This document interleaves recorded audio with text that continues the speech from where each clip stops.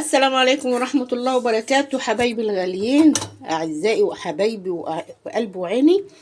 عاملين ايه؟ كل سنة وانتم طيبين. عاملين معانا النهاردة طبق فتة كده خطير من الآخر، تمام؟ بالشكل ده، الجمال والحلاوة دي. طب عملنا الطبق الجميل الحلو ده ازاي؟ يلا بينا ندخل الفيديو. سمي بسم الله ونقول اللهم صل وسلم وزيد وبارك عليك يا حبيبي يا رسول الله صلى الله عليه وسلم.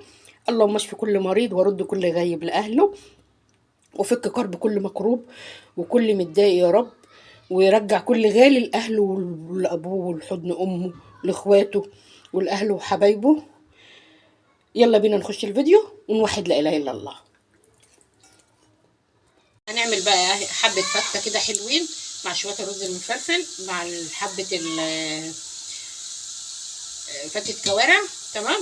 احنا هنا حطينا معلقة زيت واحدة عشان ما نكترش، وجبنا يعني هو طبعا طبق صغير، انت ممكن تكتري تعملي كمية، ده حاجة ترجع لرغبتك، ماشي؟ ده طبق فتة كده يعني، معلش عشان الغالي ياكل ويتغذى، طبعا صايم يعني، ربنا يديله الصحة. ممنوع الضحك طبعا عشان يعني ايه على الفتة بتاعتي. تمام تمام تمام يا غدور. ماشي كده، نحمص العيش بتاعنا بالشكل ده كده. طبعا انا حطيت رشه فلفل اسمر وملح.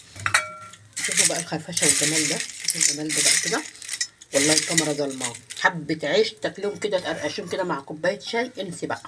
تمام، يلا بينا نعمل الفته بتاعتنا بقى. هنجيب هنا حبه الحمص بتاعنا ده، خطيره بصراحه، خطيره والله بجد، حرمشه وجمال وحاجه كده خطيره بصراحه. تمام، نغرف الرز بتاعنا. بسم الله الرحمن الرحيم. طبعا شوية رز فاخر من الآخر بصراحة كده، يعني مش عارفة في ايه. انتوا عارفين في ايه ولا ولا انتوا زي حالاتي كده مش عارفين في ايه برضو؟ حبة رز يعني، يا لهوي عليهم، والريحة الفص المستكة ده تحفة. وما عملناش حاجة، حبة مية وحبة ملح وفص مستكة. لو ما عندكش مستكة عادي ممكن ورق لورا او ورق غار، ممكن حبهان، ممكن قرنفل، النكهة اللي انت بتحبيها هتعمليها. تمام تمام كده، ماشي. غطينا طبعا العيش اهوت يا جماعه، لحسن يقولوا ده شالت العيش ولا حاجه. العيش اهوت بتاعنا اهو، ماشي بالشكل ده كده. نحط الكوارع بتاعتنا بقى، او فتة العدس دي برضو بتبقى تحفه مع فتة العدس. طبعا انا هنا عندي الكوارع هقطعها بقى، تمام؟ بس بصوا هقول لكم على حاجه، الكوارع مستويه لدرجه ان هي بصوا دايبه دوبان، بصوا اهي. دي يا حاجه ما تحرمناش مع الناس كده، لحسن يقولوا علينا ايه يعني، ماشي اهي بالشكل ده كده. طيب النخاع اللي في قلبها ده، يا لهوي يا خرابي يا لهوي مش ممكن. بصوا بصوا بصوا بصوا بصوا بصوا معايا كده، يا لهوي، شايفين يا غرابي. هو ده الجمال بقى، هو دي الحقيقة، هي دي الحاجة اللي مش، ايه الجمال ده، ايه الحلاوة دي يا بطوط. ماشي، هنقطع الكوارع نشوفها مع بعض كده. لا بقى مش هقول حاجة يعني، انا بصوا انتوا بقى ايه، اتفرجوا براحتكم، ماشي. واللي حابب يجي يتعشى مع الغالي، يا اهلا وسهلا بيه، يا مرحبتين تلاتة. طبعا كفتة مين، انا جعانة ولا ايه؟ هو ده اسمه ايه، كوارع ما علينا، الحمد لله وصلنا. الكوارع لما تيجي تعملي فتة تبقى صغيرة كده، على قد اللقمة، على قد المعلقة، ما نكترش. ليه؟ عشان لو عندك ضيف ما يقعدش يمسك بايده والكلام من ده، فاهمني؟ تمام. طيب انما انا بصراحة من هواة ان انا امسك الحتة كده يعني، فاهمين انتوا مش محتاجين كلام انتوا، صح؟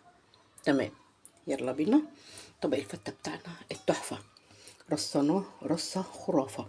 طبعا هنجيب حتتين الشوكولاته اللي طلعت منها نحطها كده. النخاع ده خطير خطير خطير. طب في حاجه تانية لسه هتحطها بطوط؟ امال ايه؟ فتت صلصه الخل والثوم.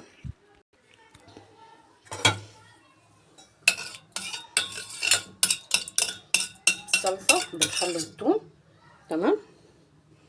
هنرش على الجواهر اللي محطوطه قدامنا دي كده.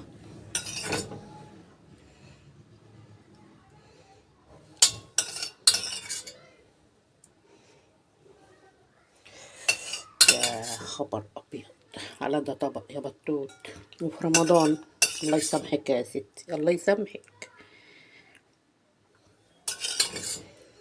الشكل ده كده، والطبق معانا بالشكل ده كده. طب هناكل ازاي بطوط؟ بسيطه قوي يعني، بسيطه خالص. شوفوا المنظر، سامعين الخرفشه مع العيش دي؟ يا خبر ابيض يا خبر ابيض. شايفين كده اهي بالشكل ده كده. شايفين عيش وكوارع ورز. يلا بينا. يا لهوي بصراحه خطيره. ايه رايكم بقى؟ طبق فته كوارع، حاجه بسيطه. انا عامله كميه صغيره عشان احنا فردين بس. انت ممكن تزودي الكميه، ممكن تقللي الكميه، حاجه ترجع لراحتك. تمام. وده كان طبق الفته بتاعنا النهارده. لو عجبكم يا ريت تكتبوا لي وتقولوا لي عجبكم وانتوا بتعملوه بالطريقه بتاعتي ديت ولا في حاجه ناقصه. طب لو حاجه ناقصه اكتبوا لي، قولي لي ايه اللي ناقص. واكيد ناقصني وجودكم معايا. اي والله.